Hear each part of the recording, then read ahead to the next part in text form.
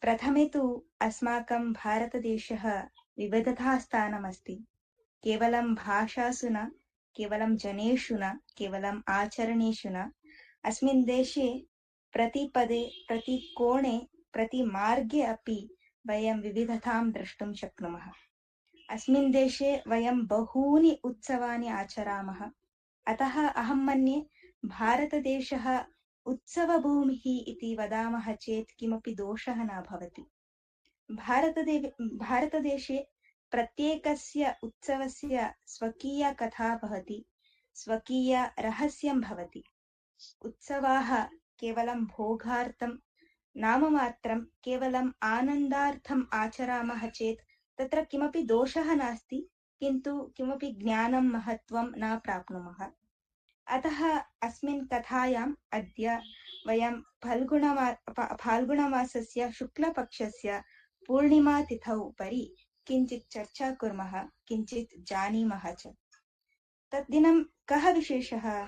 तद्दिनं पूर्णिमा अस्ति, किन्तु किञ्चित् विशेषपूर्णिमातिथिः अस्ति। होली पूर्णिमा, वर्णोत्सवः। अस्मिन् दिने सर्वे वर्णेः क्रीडां कुर्वन्ति।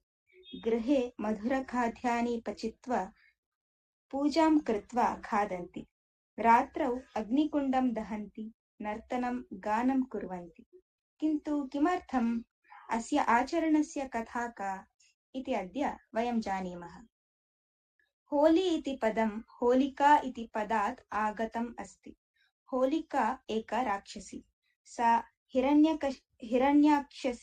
हिरण्यकशिपोः सहोदरी आसीत्।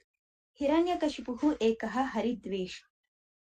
विष्णुः यदा हिरण्याक्षः भूमिम् अपहरणं कृतवान्, तदा वराहरूपं धारयित्वा तस्य संहारं कृतवान्। हिरण्यकशिपुः हिरण्याक्षस्य सहोदरः।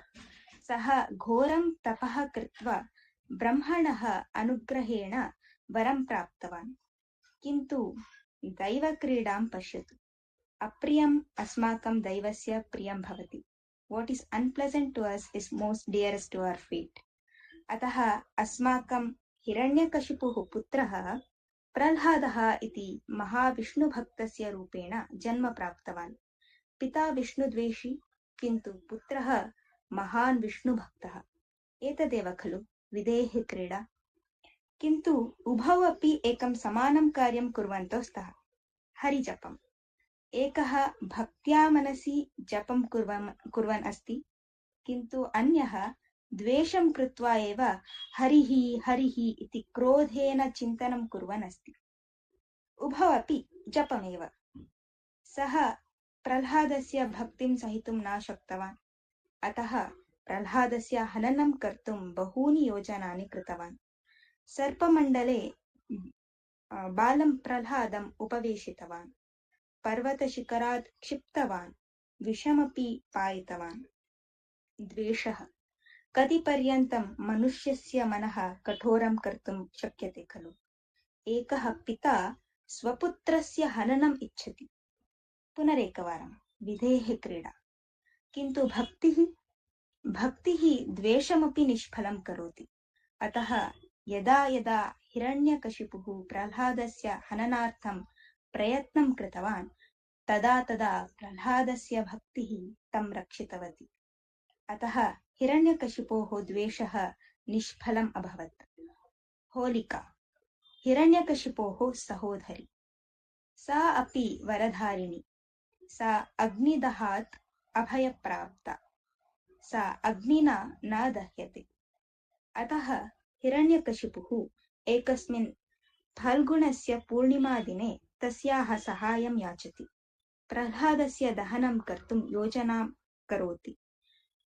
होलिकायाः ऊरुम् उपरि बालं प्रह्लादम् उपवेश्य अग्निकुण्डं निर्माय सजीवं दहति।